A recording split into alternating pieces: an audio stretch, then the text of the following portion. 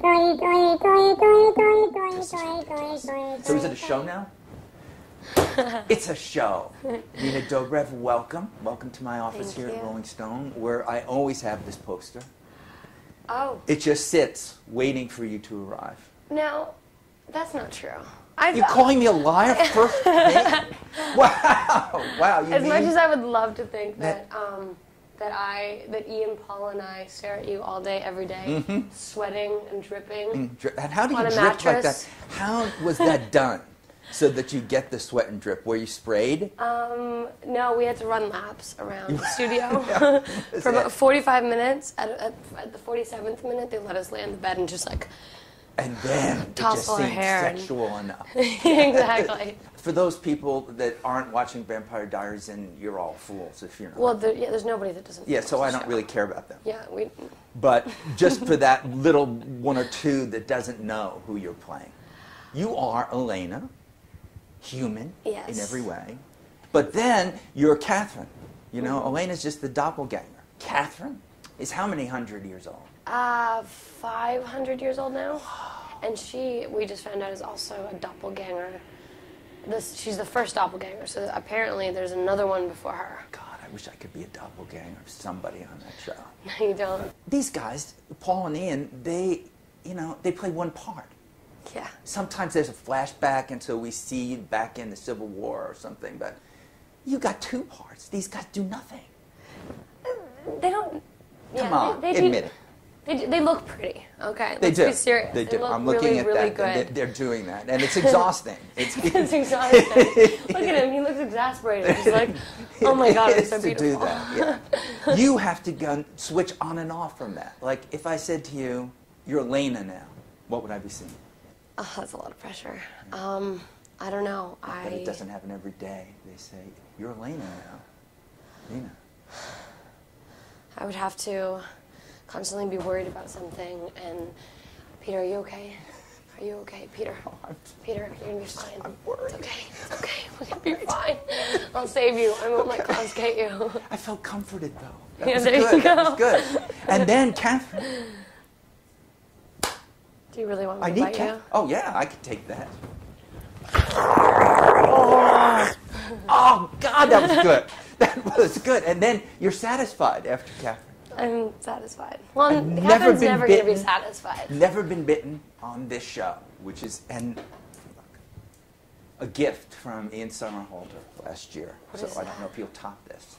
I think he suggested he may have stolen this box from your dressing room. Some fan had sent it to you, and he said, I really want you to have it. But this is Vervain. That's Vervain, and I just bit you. You did. Oh, no. So you're going to die. You are going to fall apart now. Oh, no. But now I would like to talk to Nina Dobrev so that I see if she can pass the Vervain test. All right, here I am. Right, she's here. Ian gave you that? Wow, that's Isn't awesome. this beautiful? That's really cool. You know? That's and really cool. I said to him many, many times after he did the interview, when are you sending me the Vervain? And he said, we're very busy. Well, we're running in circles, as I now find out. You know what? You interview a lot of vampires. I've noticed. I mean, you've had Ashley Greene and Willem Dafoe and Chloe and Ian and I. Chloe and yeah. So do you ever Baby get sick vampire? Never. Of interviewing vampires? Cause never. Well, you've had a lot of everybody from this is my obsession show. So the Twilight vampires, I don't really care what they're too virtuous. And True Blood is getting like too much. But you guys can still be romantic. We try. Yeah, it happens. We really, really to have all that, the biting, and still be romantic, it's great. And I mean, it's a love story at the end of the day, and it's as much as they are these mystical beings, they're trying to hold on to their humanity as much as they can. I mean, Damon. Well, Damon sometimes is not so good at that. No, I mean he takes a sip out of a couple of different people every so often. I mean, that was the most delicate way that I could say it. No, it is. It's like rehab. Everybody expects there's going to be a relapse once in a while. Hopefully not a big one. Exactly. That will happen that way.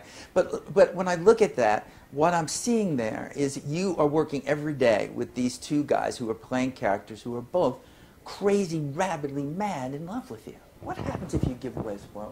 Are you punished? Is everybody forced to just stay out in the heat in direct sunlight in Atlanta until they say never again? I wish it was that easy and that good. No, we'd get into a lot of trouble, I'm sure.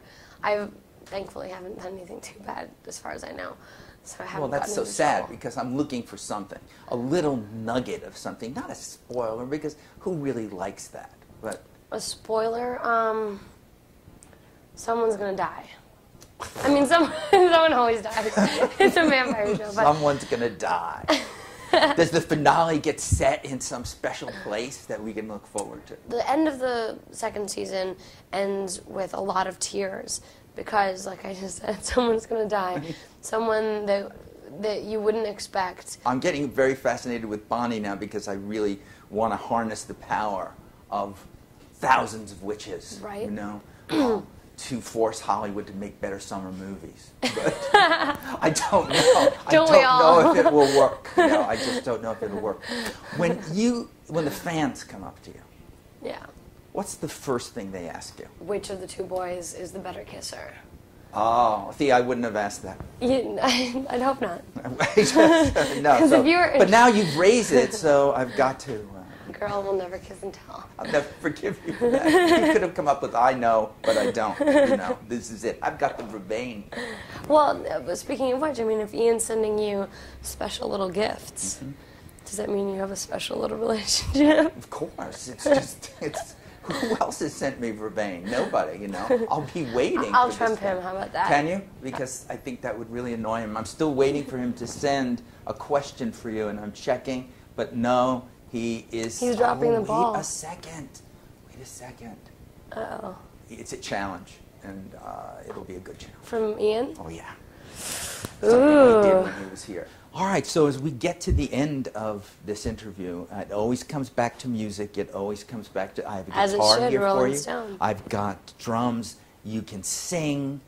You can sing something that got sung to you when you were a kid. Okay, well, how about this? How about Ian took the drums off? Well, here's his question, by the way. Oh, really? Ian Somerhalder's question that I've asked him now for 24 hours to come up with is make her, listen to that, not persuade her, not to convince her, make her play the drum, but better than me, which won't be hard. But that's like begging for praise. That's like him saying, no, you really played them really well. But, I don't play them really. He wants praise for having really done it well. Now, you could, to be better than he is, sing while you play it. Oh, yes, really? There it is, yes. And that he was afraid to do that. That's a lot of pressure. Yes. I'm going to one-up Ian and you and the request and the demand. And I'll hold the verbatim. Hold the verbatim. I'm going to play the drums whilst not only singing, but like munchkin singing. How about that? The best. I'm going to be a munchkin.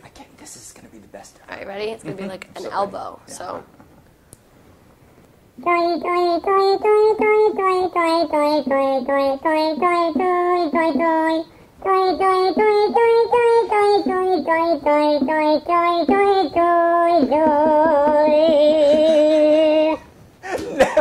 Never since and never again. That was so great.